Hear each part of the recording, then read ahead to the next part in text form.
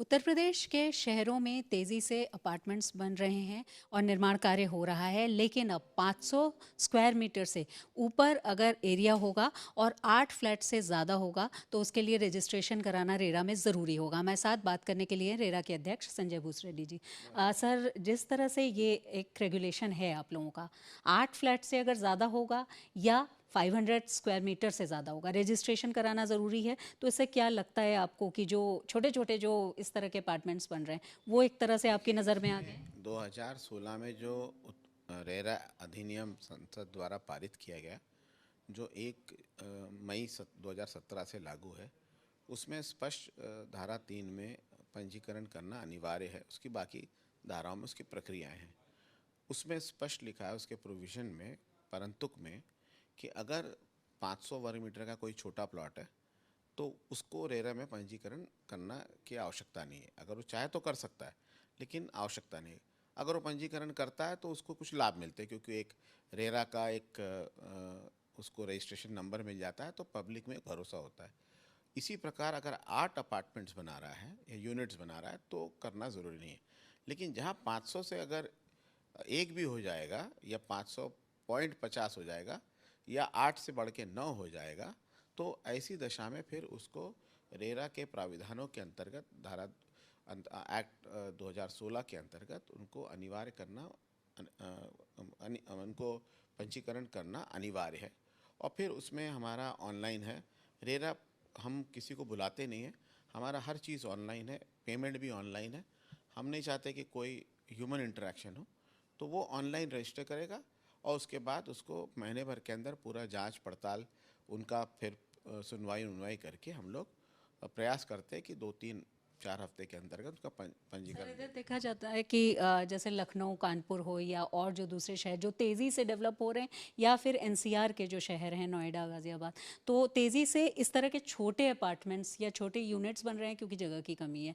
तो इस पर भी रेरा की नज़र है, क्योंकि कई ऐसे लोगों ने एक तरह से इसकी रजिस्ट्री में ही जितना कागज़ की ज़रूरत पड़ती है, बाकी इस तरह से कई अपार्टमेंट्स बना रखे हैं। नहीं, देखिए, अगर कोई 2 अपार्टमेंट बना रहा, अपने घर के लिए, घर खुद के लिए घर बना रहा है, तो उसमें जनरली 300 वर्ग मीटर का अगर प्लॉट है तो उसको जो FAR 1.5 मिलता है तो 2 यूनिट बनता है।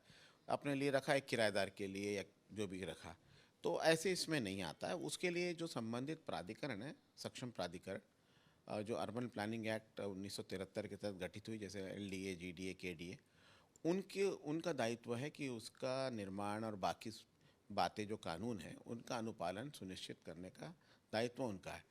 हमारा दायित्व तब आता है कि जब बड़े अपार्टमेंट्स, मतलब बड़ी बिल्डिंग बनती है, बड़े प्रोजेक्ट्स आते हैं जिसमें 8 से अधिक अपार्टमेंट्स आते हैं, या 500 वर्ग गज से बड़े प्लॉटेड डेवलपमेंट आते हैं, या विलास आते हैं, या मल्टी स्टोरेड अपार्टमेंट्स आते हैं, तो ग्राहकों के साथ, घर खरीदार के साथ, होम बायर के साथ कोई छल कपट, बदमाशी, मिसचीफ, उत्पीड़न ना हो, उसके लिए हमारे यहाँ रजिस्ट्रेशन होता है।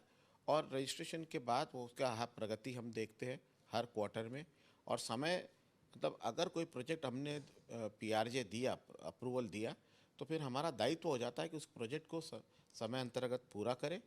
अगर वो नहीं कर पाता किन्हीं कारण, तो और भी हमारे पास प्राविधान है, धारा 8, धारा 15 के तहत हम उसको हैंड होल्डिंग करके या किसी अन्य प्रमोटर को दे करके, लेकिन कंप्लीट हो, क्योंकि घर बनने के लिए उसने पैसे दिया है, उसने घर की अपेक्षा है, तो घर बनना है। तो यानी ये एक बार इसका रजिस्ट्रेशन कराने पर सभी मानकों पर आपके खड़े हाँ, उतारना होगा। इसका लॉडेबल ऑब्जेक्टिव जो एक्ट का है कि घर बनना है, तो 3 हमारे जो काम है मुख्य मूलतः, कि एक तो एडवोकेसी करना कि लोग क्या खरीदे।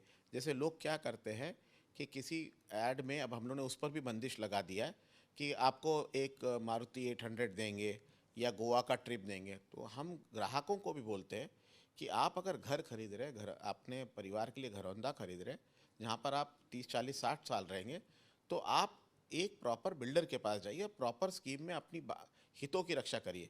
अगर आपको गोवा ही घूमने जाना था तो आपको टूर एजेंट के पास जाना है, आपको बिल्डर के प्रमोटर के पास नहीं जाना है, या उनके एजेंट के पास नहीं जाना है। तो आपको अगर हर घर, फ्लैट, अपार्टमेंट खरीदना है, तो इस प्रकार के लालच में नहीं आना कि एक अंगूठी देंगे, एक ये देंगे। आप अपना देखिए कि घर के मानक सही है कि नहीं। तो ये सब हमारा एडवोकेसी वाला काम है। तो वो हम करते हैं। दूसरा हमारा है रजिस्ट्रेशन करना। तीसरा हमारा है कि विवाद जब होता है तो उसको सुलझाना, और होम अलॉटी की रक्षा करना। अगर कोई होम अलॉटी घर खरीदार, कोई प्रोफेशनल घर खरीदार जो इन्वेस्टर है, वो अगर प्रमोटर को नुकसान पहुंचाने का कोई चेष्टा करता है तो उसको भी रोकना, क्योंकि हमको ये देखना है कि प्रमोटर भी सुरक्षित रहे, जिससे वो पैसे का निवेश कर सके, क्योंकि उसको अगर नुकसान होता रहेगा तो वो निवेश नहीं कर पाएगा। जितनी बड़ी संख्या में इस तरह के मकान बन रहे हैं, अपार्टमेंट्स बन रही हैं, यूनिट्स बन रही हैं, उसमें बायर्स के हितों को पहले ध्यान रखें। पहला बायर्स के हितों का, आजकल कुछ प्रोफेशनल बायर्स है जो नुकसान पहुंचाते हैं, तो फिर वहाँ पर हमको ये देखना होता है कि कोई इन्वेस्टर का पैसा नहीं दे रहा है या कुछ नहीं कर रहा है प्रमोटर का, तो उनका भी हित की रक्षा करना है। तो हम तो बिल्कुल तराजू पे नाप तोल करते हैं और फिर न्याय देते हैं। शुक्रिया सर बातचीत के लिए।